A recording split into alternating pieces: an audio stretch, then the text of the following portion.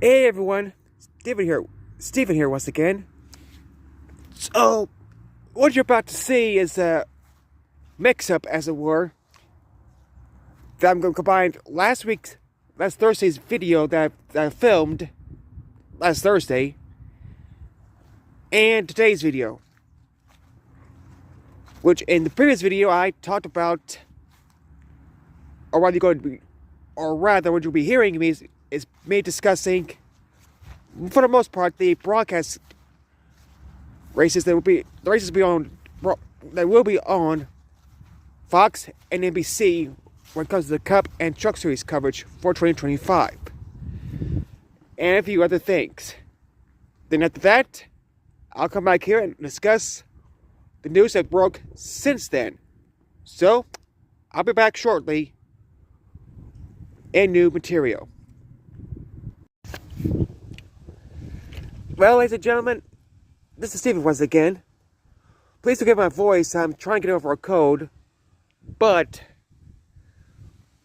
I did want to let you know at least that we've got confirmation on which races for our Cup and Trucks will be on Fox or NBC. At least when it comes to the Cup Series side of things. Turns out I was mistaken on the Trucks broadcast side of things. Thanks a lot, Wikipedia. But, live and learn. Now, the Trucks will have 3 races on Fox this year. Homestead, Michigan, and Lime Rock. Meanwhile, on the Cup side of things, basically, the Clash and the first 3 points races will be on Fox, along with Talladega. Then for NBC, Daytona, the regular season finale, and the final 3 races of the season, Talladega, Martinsville, and Phoenix. Otherwise, the remaining races in Cup will be on FS1 for the Fox portion of the season, and USA for the NBC portion of the season. So I want to let you at least know that right quick. Of course, the remaining truck races will be on FS1, and CW had the exclusive rights to the Xfinity Series.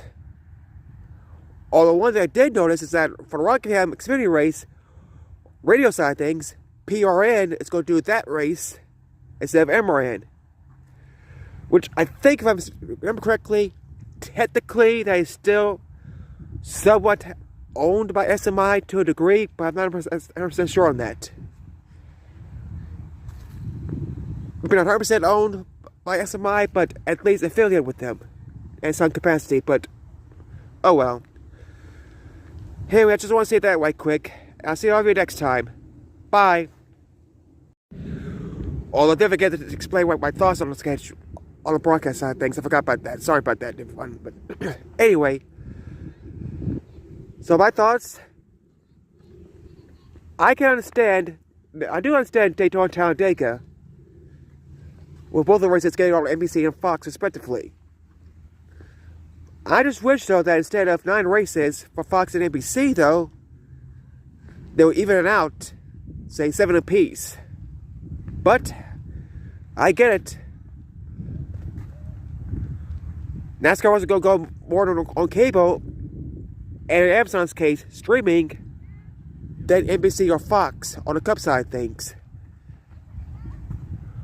But it is what it is.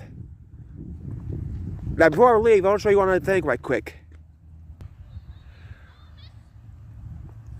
Notice how high the Salt River has gotten after the rain we got last night.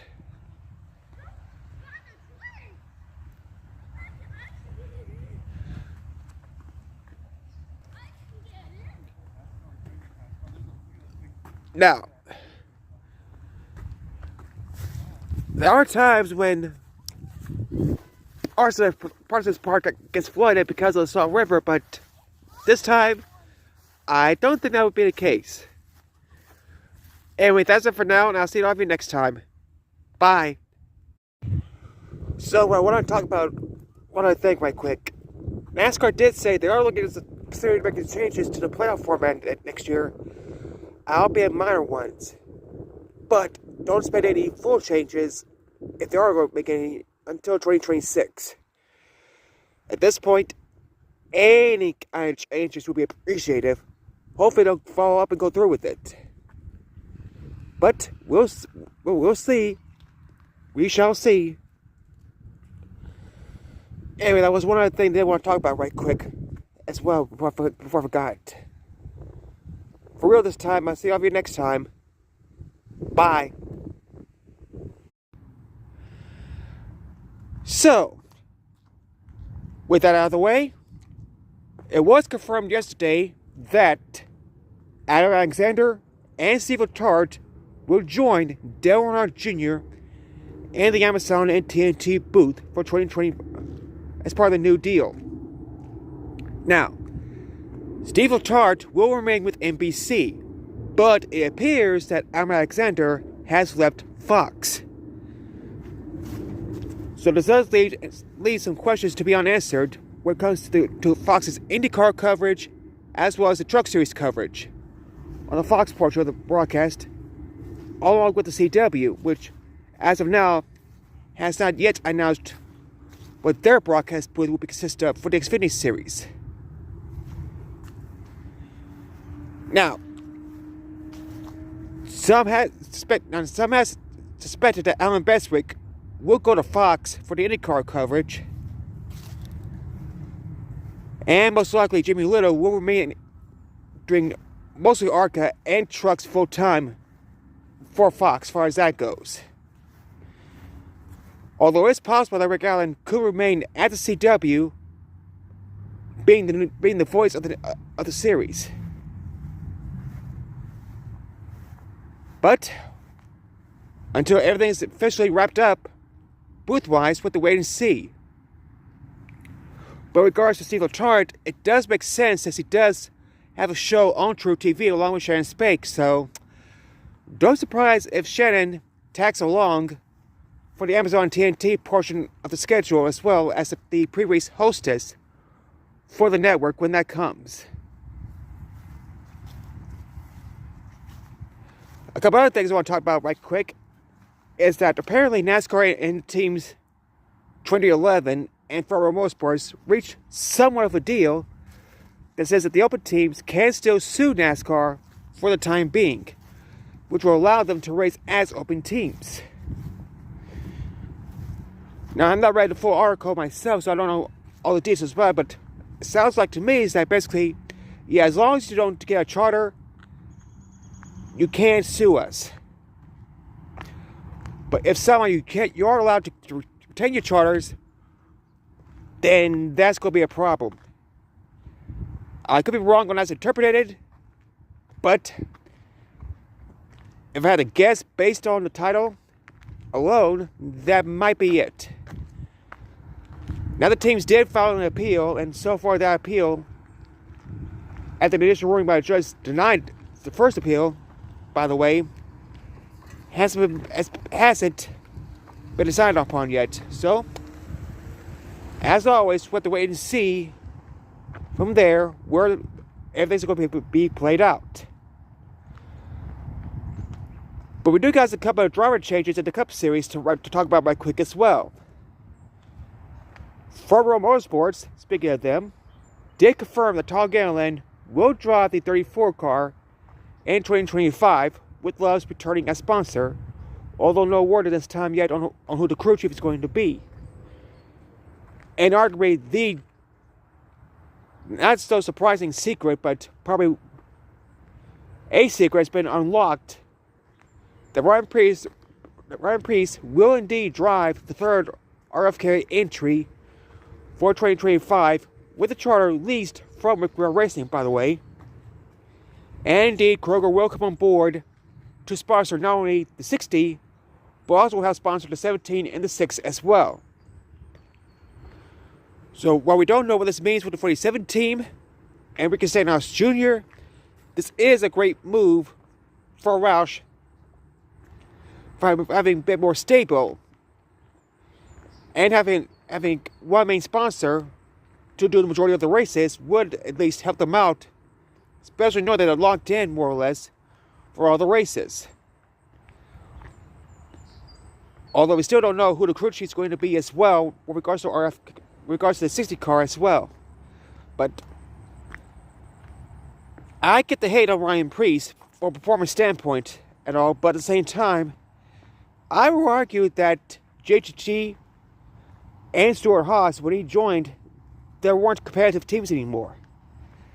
For that matter, has 2017 even been that competitive in the grand scheme of things?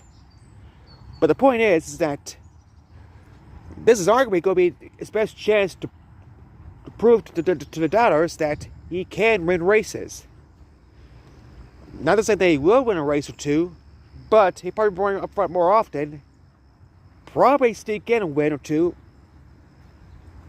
if things go his way, of course. Now, there are a couple of other things I want to talk about right quick as well, so let me briefly read those right quick. And I'll be back one more time to wrap this video up. So before I talk about the two drivers' new deals in Xfinity, one leaving and one staying in Xfinity trucks, I do want to wish a congratulations to Tony Stewart and Leah Pruitt on the birth of their son, Dominic. And I got good prediction on him that he might be potential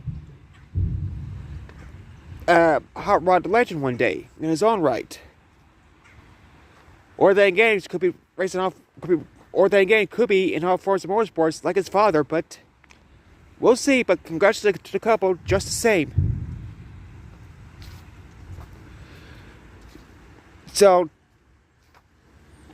Tanner Gray is going to be sticking around in the truck series in the number 15 Toyota for another year. That was confirmed and all. But Parker Silage won't be back at Jordan Anderson and the number 31 Chevrolet. Although at this time we don't know A, who's going to replace him in that car, or what his plans are going to be beyond that.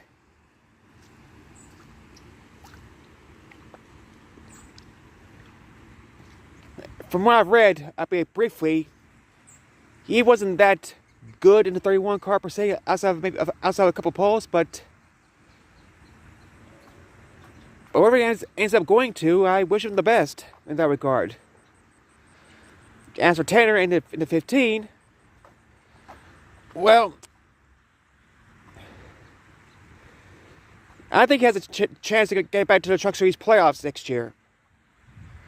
May not compete for the championship, but at least he'll be back at the playoffs next year, I think, as far as that team goes. Although I did notice something else interesting, that it seems that John Nemechek is staying at Legacy Motor Club after all, and it's getting a new crew chief as well. And momentarily, I'll be back one last time to say who that is. And that crew chief, by the way, was apparently was called Travis Mack, who just joined Legacy, and will be the crew chief for John Nemechek in 2025. And it turns out that Joe Gibbs has also ended the restriction of sorts, drivers racing on dirt. So we'll see how that impacts Bell going forward, along with the rest of the JGR drivers. See if they want to try racing, do some dirt races along the way next year or not. And so, on that note, I guess that wraps things up from here. I'll be back soon with more updates as soon as they come available.